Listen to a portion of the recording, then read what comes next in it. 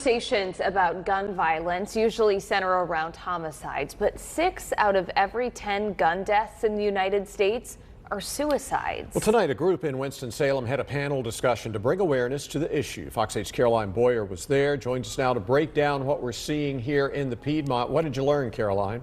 Neil, in North Carolina, on average, 832 people die by gun suicide every year. Data from the state health department shows it's the second leading cause of death among kids ages 10 to 18. The group I met tonight wants to take away the stigma and give people a space to have open discussions about the gun violence happening in our community.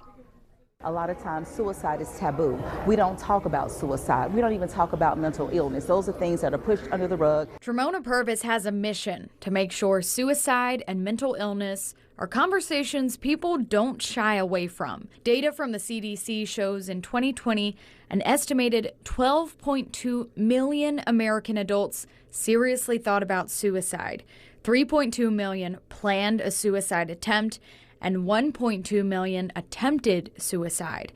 As for teenagers, about 1 in 3 high school girls in the U.S. has considered committing suicide. If a teen or young adult is mentioning not wanting to be here anymore, that is something that we cannot laugh off.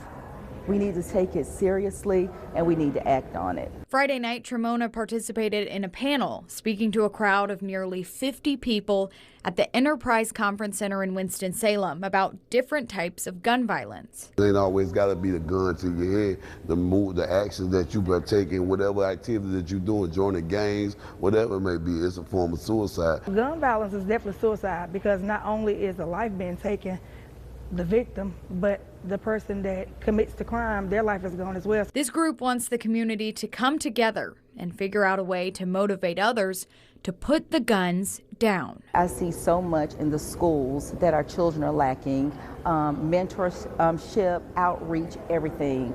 And it's like as the years have progressed, our children are becoming lost.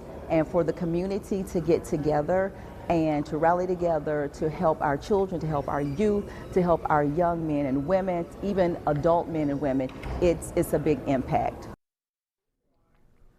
Tonight's panel was the second in a series, and it won't be the last time this group gets together. Organizers tell me too many times they're seeing people talking with no action.